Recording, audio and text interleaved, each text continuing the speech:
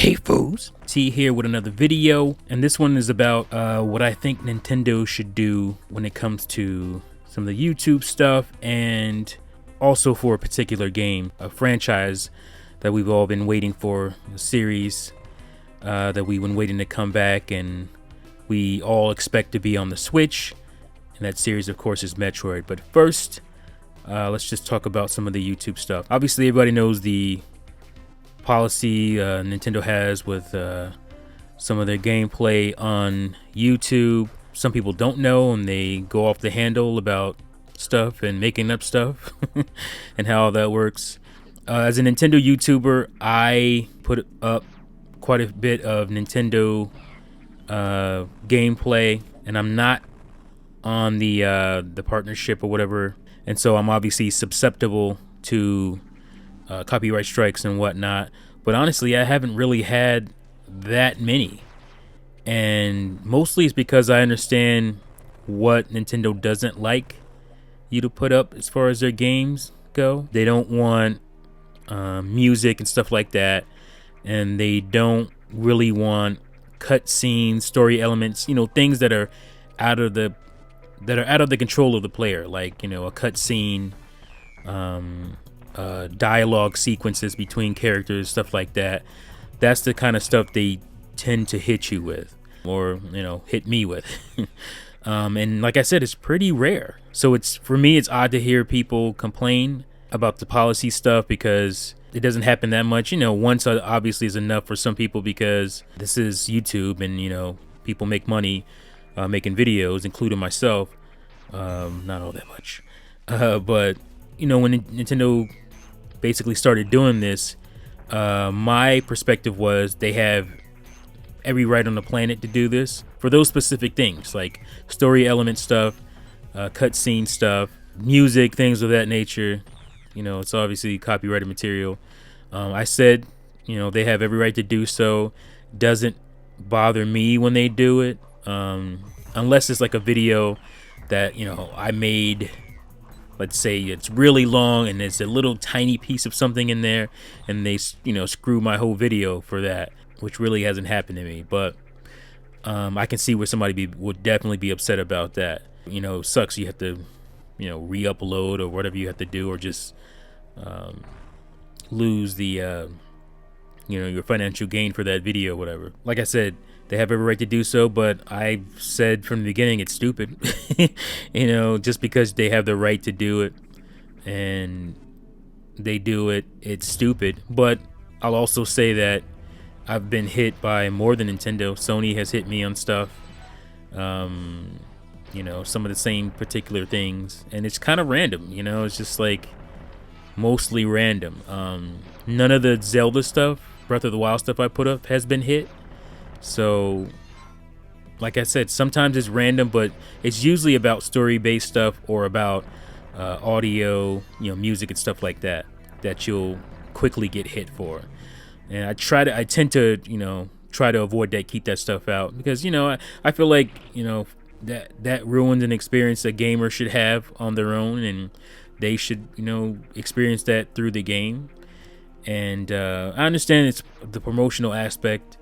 Some people will go out and buy a game after watching your gameplay, and I had a ton of people, oh, what's that game? Because I usually try to put up games that not a lot of people play, or not a lot of people show, older games and stuff like that. And people ask me, oh, what's that game? That looks cool. I want to check that out.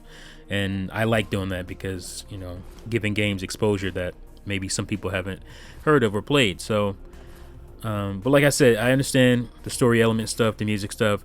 Like I said, they have every right to strike you for that.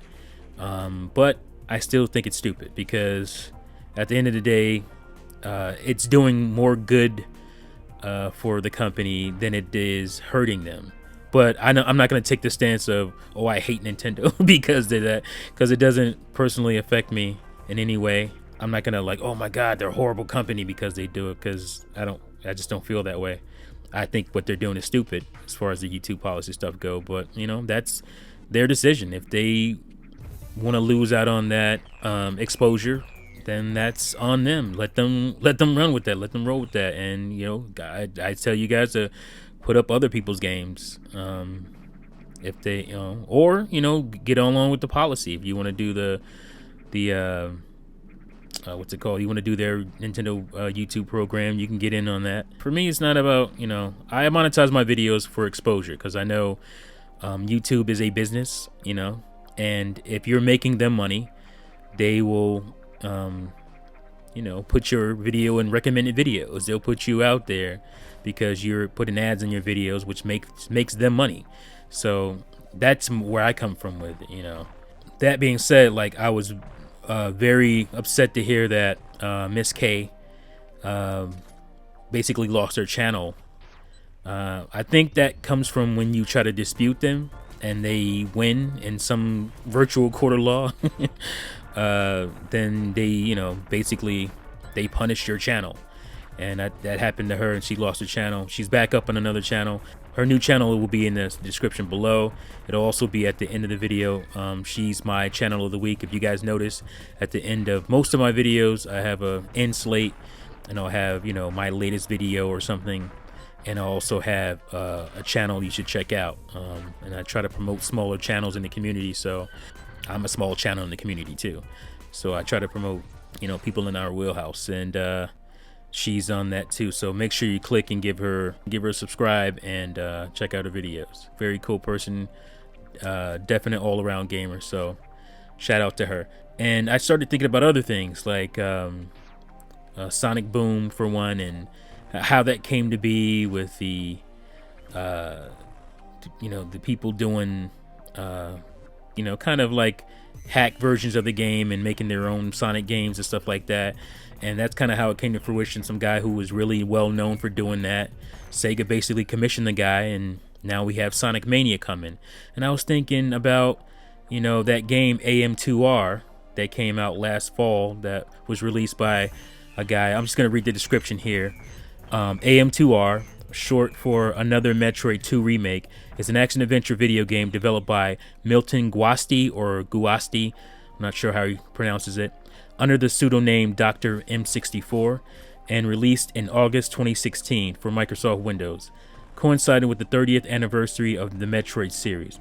It's an unofficial enhanced remake of Nintendo's Game Boy and Metroid 2 Return of Samus 1991, borrowing an art style and overall feeling of the Game Boy Advance game Metroid Zero Mission 2004. Shortly after the game's release, Nintendo sent DMCA notices to the website hosting AM2R. Download links to the game were removed from its official website, and Guasti said that he still planned to continue working on the game privately. In September 2016, he ended the development of AM2R after receiving a DMCA takedown request from Nintendo. The game follows Samus Aran, who aims to eradicate the parasitic Metroids from their home planet of SR-388, includes several new features, including redone graphics and music, a map system, new areas, mini-bosses. The controls were changed to be less floaty, in line with the gameplay of later titles in the series. Video game journalists appreciated the game, frequently calling it impressive and commenting on the improved visuals compared to those of the original Metroid 2, although one thought the conditions required to win battles against Metroids were too specific considering how often they occur. The game was nominated for the Game Awards in 2016, but was later removed from nominations page without notice. Obviously, the Nintendo ninjas got at them for that.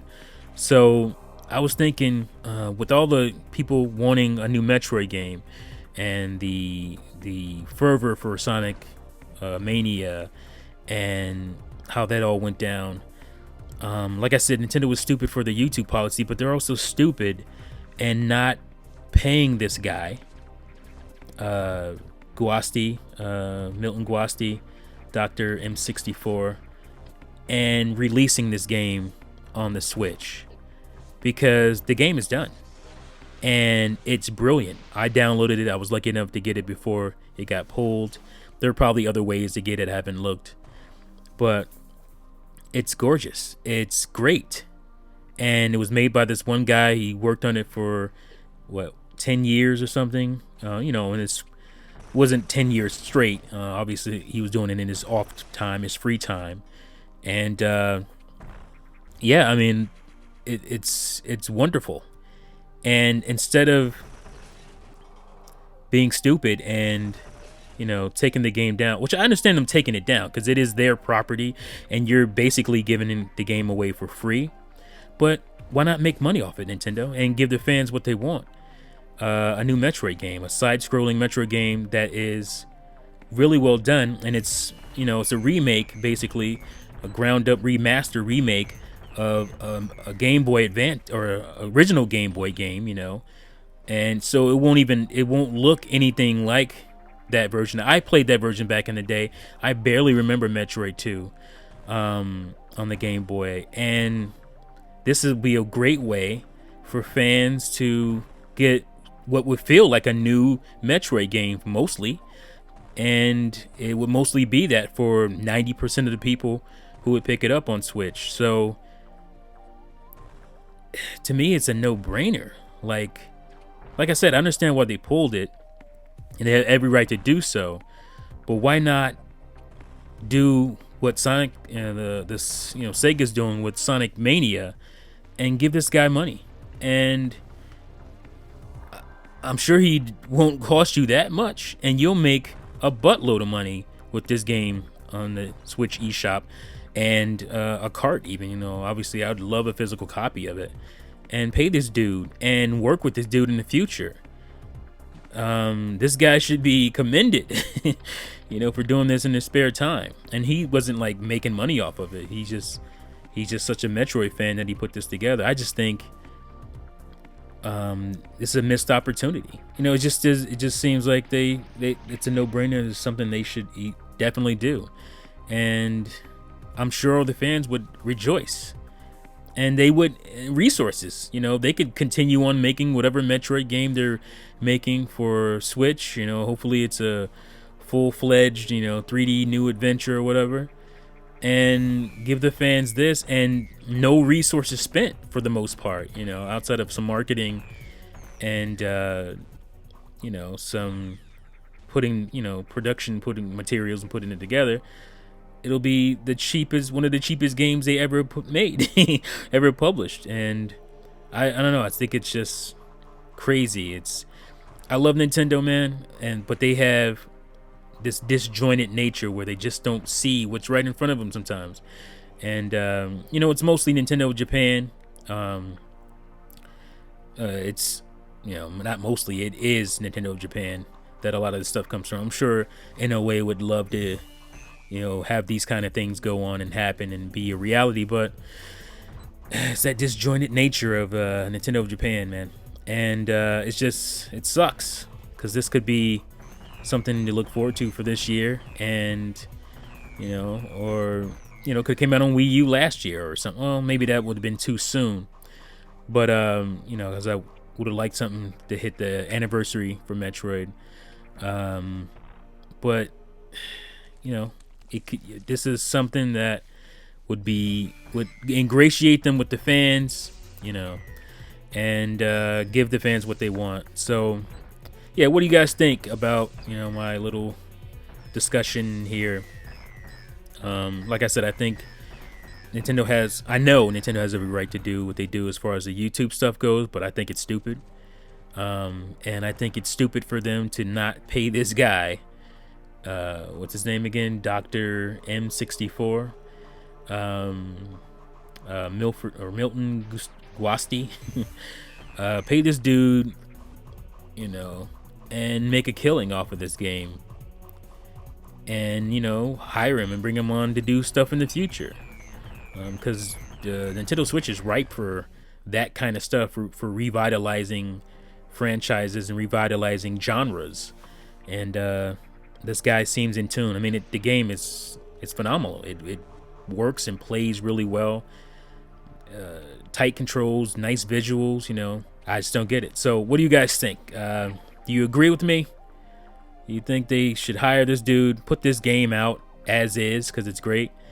Let me know what you think in the comments below. Thank you for watching and listening as always, and I'll see you fools next time. Peace out. Oh yeah, one more thing. Play Nintendo, fools.